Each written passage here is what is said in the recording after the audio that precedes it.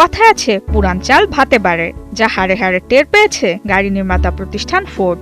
গাড়ির মান উন্নয়নে এবং খরচ নিয়ন্ত্রণে কর্মী ছাঁটাই করে কৃত্রিম বুদ্ধিমত্তার ব্যবহার শুরু করে প্রতিষ্ঠানটি। তবে মুখ থুবড়ে পড়ে ফোর্ডের এই পরিকল্পনা।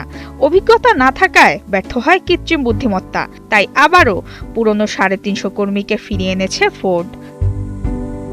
সম্প্রতি গাড়ির মান যাচাইকারী সংস্থা জেডি পাওয়ারের সমীক্ষায় দেখা যায় প্রাথমিক গুণগত মানে ব্র্যান্ডগুলোর মধ্যে শীর্ষস্থান দখল করেছে ফোর্ড, যা অভিজ্ঞ প্রকৌশলীদের প্রত্যাবর্তনের ফল।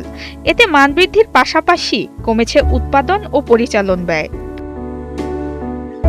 বিশ্লেষকদের মতে গাড়ির প্রযুক্তিগত মান বাড়াতে এআই এর উপর অতিমাত্রায় নির্ভর করে ফোর্ড, বিপরীতে কর্মীদের কয়েক দশকের প্রকৌশলগত দক্ষতাকে উপেক্ষা করে, যা কাল হয়ে দাঁড়ায় প্রতিষ্ঠানটির জন্য।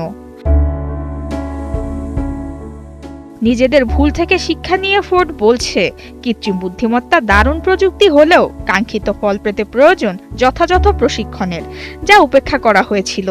দক্ষ কর্মীদের ধরে রাখতে যথাযথ ব্যবস্থা নেওয়া হয়নি, ফলে ব্যর্থ হয় কৃত্রিম বুদ্ধিমত্তা। তাই ঘাটতি পূরণে বিশেষজ্ঞদের ফিরিয়ে এনে প্রশিক্ষণ দিচ্ছে এআইকে। গেল কয়েক বছরে এআইয়ের ওপর অতি নির্ভরশীলতায় বেশ কয়েক বিলিয়ন ডলার হারায় মার্কিন গাড়ি নির্মাতা প্রতিষ্ঠান ফোর্ড। নুসরাত মৌমি, ৭১।